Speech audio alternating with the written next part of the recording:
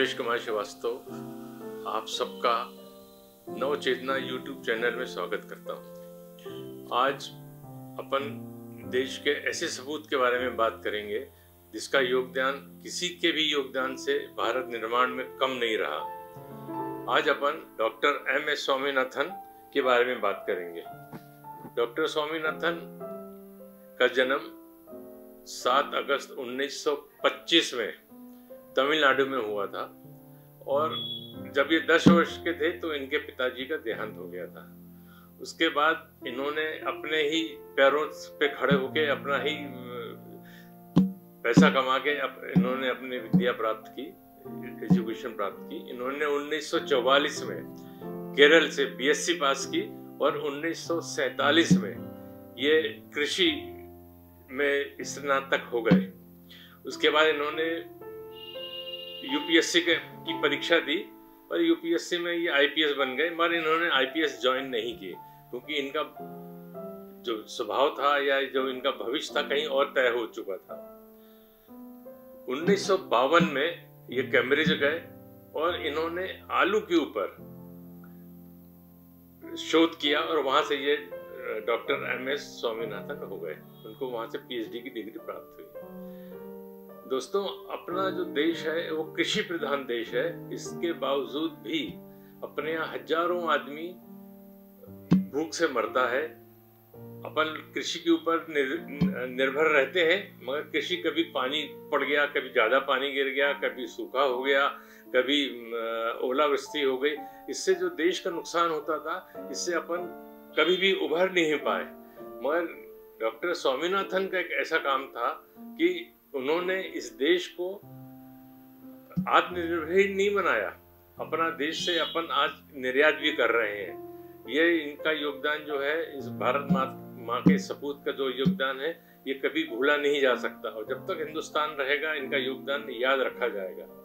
1966 में ये जब पीएचडी लेके वापस आए तो 1966 में इन्होंने मेक्सिको के एक गेहूं के बीज से पंजाब की एक घरेलू बीज से एक ऐसा बीज तैयार कराया जो अपने हिंदुस्तान के जलवायु पे बिल्कुल खरा उतरता था और उससे अपन आत्मनिर्भर बन गए। आज अपन गेहूं अपने देश में इतना होता है कि अपन जो बचता है वो अपन उसको निर्यात भी करते हैं।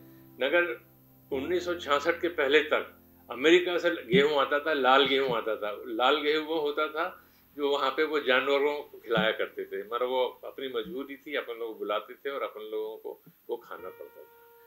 इस उपलब्धि के कारण उनको हरित क्रांति का जनक माना जाता है। वो एक जेनेटिक्स वैज्ञानिक थे और उन्होंने इस पे कई शोध किए। उनका जो योगदान है वो भुलाया नहीं जा सकता इस हिंदुस्तान में। उसके बाद वो जब हिंदुस्तान आए तो उनको कई पुरस्कार मिले। उनको कई पुरस्कार मिले। 1967 में उन्हें पद्मश्री मिला।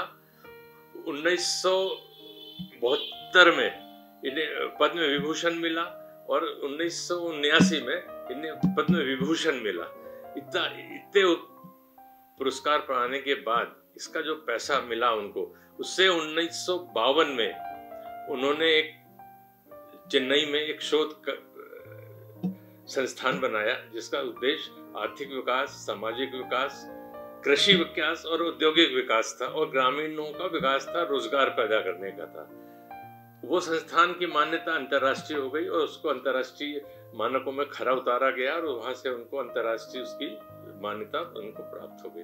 वहां से उन्होंने कई वैज्ञानिकों को इस हिंदुस्तान में तैयार किया और इन लोगों ने विभिन्न क्षेत्रों में जाके काम किया। इनका ये योगदान भी भूला नहीं जा सकता। इनके योगदान के कारण इंग्लैंड की रॉयल सोसाइटी ने, चाइना ने, इटली ने, मेक्सिको ने, बांग्लादेश ने इन्हें अपने शोध संस्थानों में जगह दी और इन्हें वहां का सदस्य बनाया और यहाँ उन्होंने उन सब देशों के लिए भी काम किया जो कि सराहनीय काम है हिंदुस्तानी के लिए।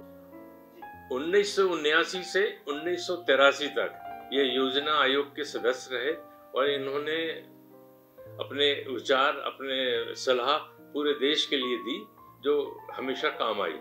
1983 से 1988 तक ये मनीला में चेयरमैन रहे कृषि संस्थान में। यहाँ भी उन्होंने बहुत काम किया और हिंदुस्तान का, वो तो अंतर्राष्ट्रीय संस्थान है, उसमें बाहर से भी लोग आते हैं, उन्होंने पर हिंदुस्तान में इनका हमेशा नाम ऊंचा किया।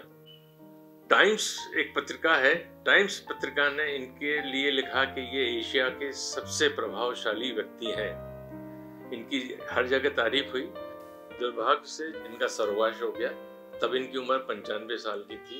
एक हिंदुस्तान का उदयमान सितारा, एक ऐसा सितारा जिसने हिंदुस्तान के निर्माण में बहुत ज़्यादा योगदान दिया, जिसने भारत को आत्मनिर्भर बनाया, हमेशा हमेशा के लिए लुप्त हो गया। दोस्तों, अगर मेरा ये चैनल आपको पसंद आया हो तो कृपया सब्सक्राइब करें, लाइक करें, और अगर मेरी कोई गलती हो तो मुझे बताएं, कमेंट बॉक्स में लिखें। धन्यवाद।